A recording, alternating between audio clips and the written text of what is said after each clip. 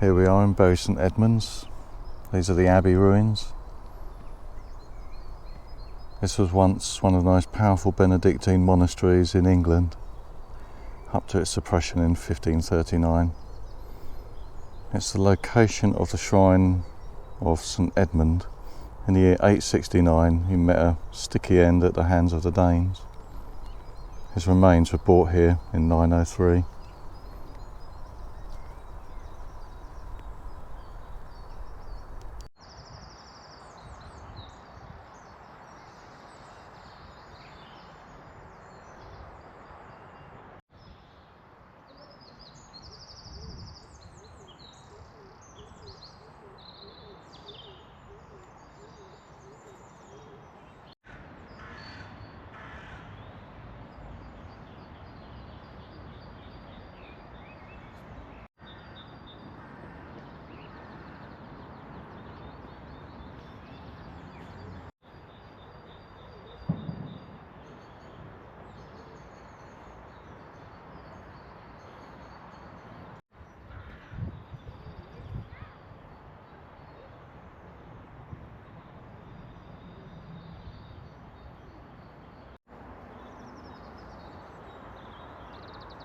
People in their fences.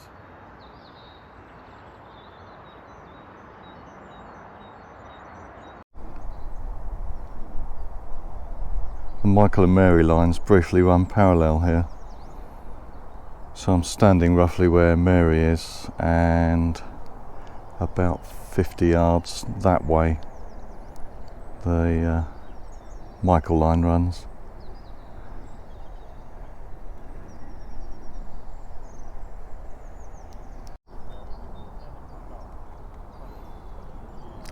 They make their final crossing at St Margaret's Church ruin in Hopton-on-Sea, which is about 47 miles that way.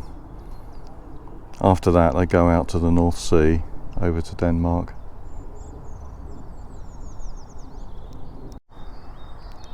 Don't they look like two giants with their arms folded?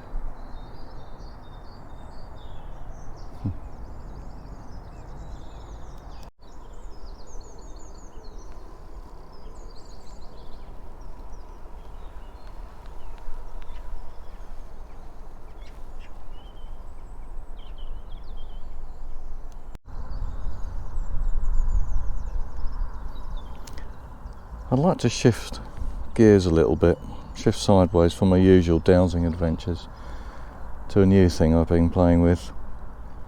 I'm straining for a title here. If forced, I'd probably call it intuitive wandering, maybe, but that sort of barely scratches the surface. I'm still finding my way, probably more than a geographical sense. I must at this point also give a big shout out to my friends and guides on this path.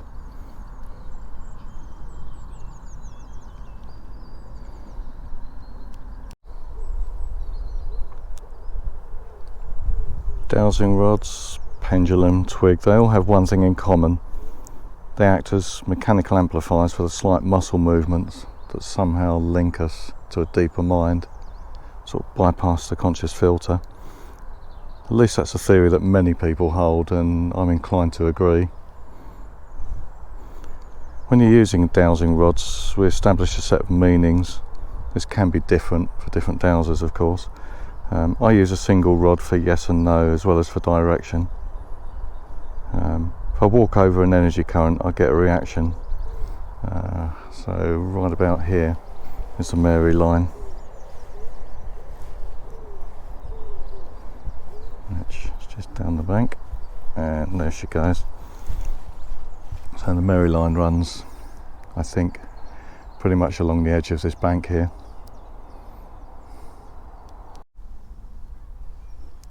Another way to wander the landscape is to produce random points to visit. It's a more synchronistic way. There's a brilliant app called Randonautica. You can read up about it from the link I'll put below.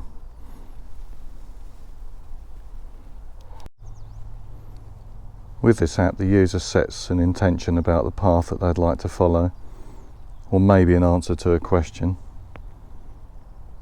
A quantum-based random number generator is then used to pick a zone to visit, which is based on a sort of 2D distribution anomaly in the random points.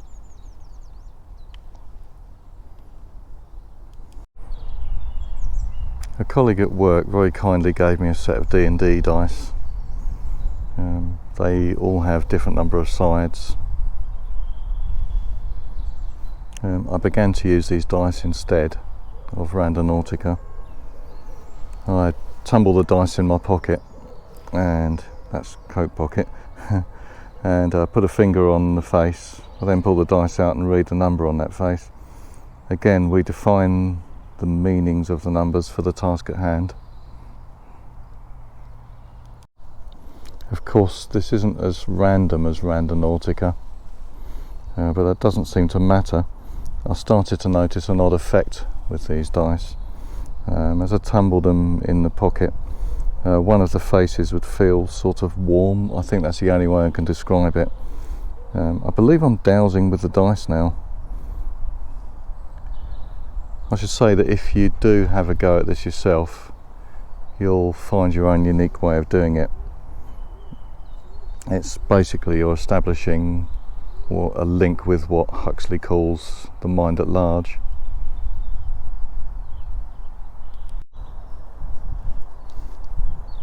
The main use for this dice at the moment for me is picking a direction.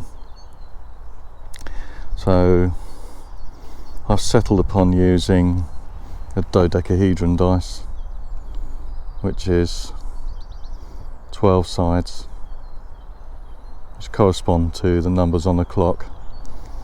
And so I imagine when I choose a direction that I'm standing on the clock face, and 12 is ahead, 6 is behind me, and so on. You might want to do it a different way, as long as I would say as long as the number of faces is divisible by 4, so that you've always got a hard front, back, left and right. I can't see you going wrong.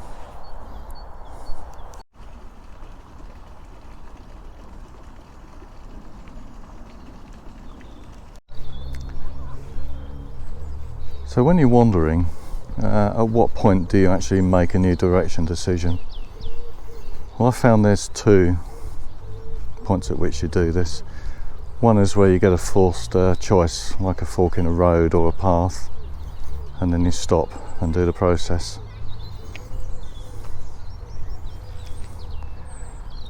The other I found is that sometimes you'll start tumbling the dice in your pocket quite naturally.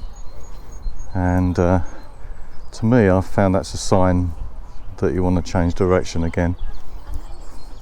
It will be different for different people, of course, so you've really got to find your own way.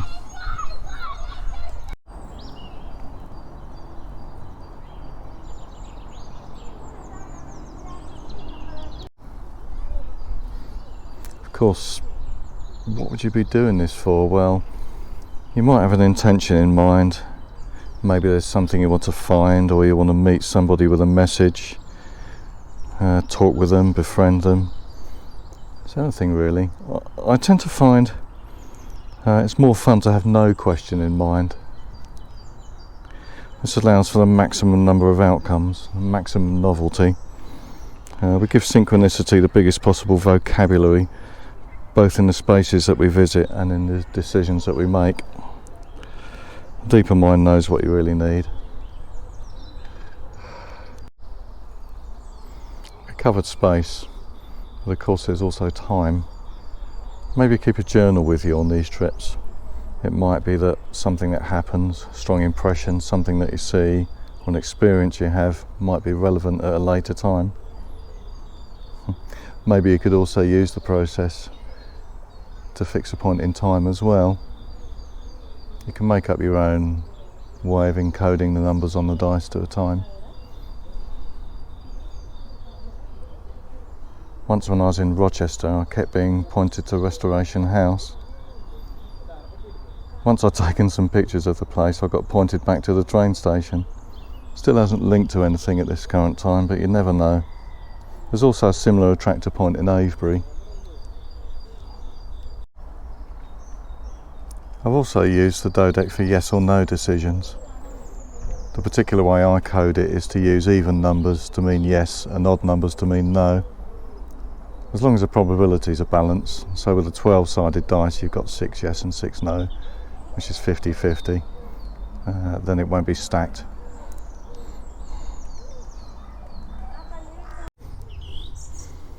It's great that the Dodec is really easy and discreet, but I think it's important to ritualise the act of using the dice as well. It's all too easy to fall into a form of sort of trivial overuse. You pull out the dice for every little casual thought or question, and I think this will descend into a sort of unhealthy superstition and also diminish its effectiveness. Sometimes you'll get an intuitive override. You'll leave the Dodec for a bit and just follow your intuition. I think using the dice does open up channels. Like the dowsing rod, it's a training wheel on a kid's bike. In the end, the rods and the dice will just become redundant. There's a creative side to this practice too, I think. The little things that you move, the people who you meet and swap ideas with. It's a sort of causal cascade that leads to all sorts of interesting things on all levels, not just the physical. The brilliant Charles Eisenstein said, "Our understanding of causality is very, very limited." Also, a friend in Glastonbury once said, "Little things on the material level are moving mountains on the etheric level." Okay, so my dice is 8, so I've got to go that way. So what's going on here? Quantum processes and the microtubules of your brain selecting out possible timelines, maybe? Was it nothing, just pseudoscientific mumbo jumbo? We're all just kidding ourselves. Perhaps we're connecting with our own higher consciousness, the supermind, the unity collective consciousness. Well, that and more, all of the above and none. At this stage, all I say is that I believe the outcomes of this practice are limited only by the myth, or maybe the ontology, that you might decide to hang on to it. If you want to play with the matrix mythos, perhaps you're working with a host computer of the simulation, but that host computer is actually your own deep mind. Yeah, becoming paradigm fluid, a chaos magician.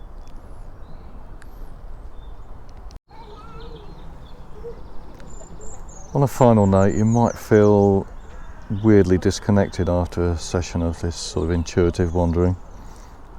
This happens to me sometimes.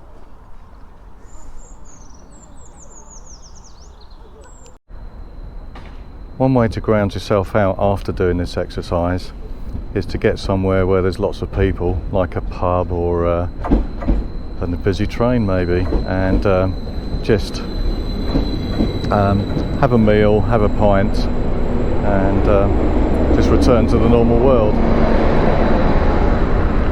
So, this is my train back to my travel lodge in Ipswich. So, I hope you enjoyed the video and look forward to making the next one.